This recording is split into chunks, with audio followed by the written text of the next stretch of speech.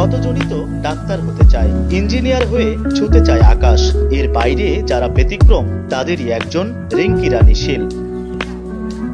রিঙ্কির আকাশ ছোঁয়া স্বপ্ন আছে, ফুটবলের আকাশে তারা হয়ে জ্বলতে চায় রিঙ্কি। দু চোখ ভরা স্বপ্ন থাকলেও দরিদ্র নরসুন্দর বাবার সাধ্য নেই। তারপরও পেটে কষ্ট দিয়ে রিঙ্কির পাহাড় জয়ের স্বপ্ন পূরণে এতটুকু বাকি রাখেননি নরসুন্দর বাবা সুকুমার।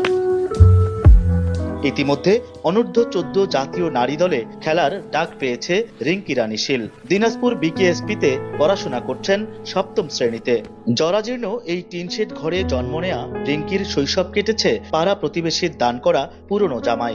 যে বেলা খাবার জোটেনি সেবেলা হাত পেতে খাবার জুটিয়েছেন মা রানীবালা। আমার মা কাম করছে, করার পর ভাত নিয়ে আসছে। আমি বলে মা অনেক সুন্দর খাইতে হয়েছে তো, বলতেছে আরে হয়েছে তো, ওই যে তোর হলো বৌদির বাড়ি থেকে নিয়ে আসলাম তো। করোনা বা যে কোনো ভাইরাসের এগেইনস্টে ফাইট মানি ব্যাকট্রলের লেফট রাইট। প্রাথমিক বিদ্যালয়ের এক টুর্নামেন্টে রিঙ্কির খেলার নৈপুণ্য নজর কাড়ে গাইবান্ধা ফুটবল একাডেমির কোচ আব্দুল কুদ্দুসের। এরপর শুরু হয় নতুন এক লড়াই। সপ্তাহে 3 দিন 25 কিলোমিটার পথ পাড়ি দিয়ে গাইবান্ধা স্টেডিয়ামে এসে চলত তার কঠোর অনুশীলন।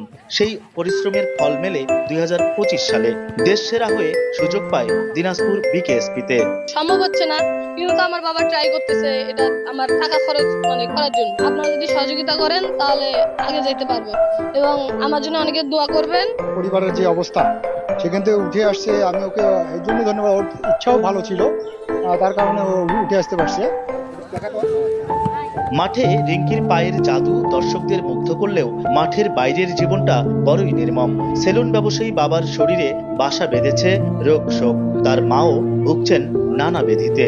অভাবের সংসারে 4 বোন আর মা বাবার মুখে অন্ন জোগাতেই যেখানে হিমশিম খেতে হয়, সেখানে রিঙ্কির বাড়তি যত্ন বা খেলাধুলার খরচ চালানো যেন এক খাড়া পাহাড় জয়ের লড়াই। এরকম অবহেলিত যারা আছে বা অর্থনৈতিক দৈন্যতার মধ্যে আছে তাদেরকে আমরা অবশ্যই দেখব এবং তাদের সুবিধা আমরা অবশ্যই দেখে তাদেরকে সামনের দিকে এগিয়ে নেওয়ার জন্য আমরা সচেষ্ট থাকবো ইনশাল্লাহ। আমরা চাই সে আসলে গাইবান্ধার অ্যাসেস্ট হয়ে থাকুক, ভবিষ্যতের জন্য সে গাইবান্ধার মুখ উজ্জ্বল করতে পারে সেই প্রত্যাশা রাখি এবং আমাদের জায়গা থেকে আমরা তাদের শতভাগ সহযোগিতা করার চেষ্টা করি। মেসি, ঋতুপর্ণা কিংবা সাবিনা খাতুনদের আদর্শ মেনে দেশের লাল সবুজের জার্সিকে বিশ্বমঞ্চে ওড়াতে চায় রিঙ্কি। তবে এই প্রতিভার বিকাশ কি কেবলই দারিদ্র্যের বেড়াজালে আটকে থাকবে, নাকি কোনো সহৃদয় ব্যক্তি বা প্রতিষ্ঠানের হাত ধরে কাটবে রিঙ্কিদের ঘরের অন্ধকার? এখন সেটাই দেখার অপেক্ষা। হেদায়েতুল ইসলাম বাবু, সময় সংবাদ, গাইবান্ধা।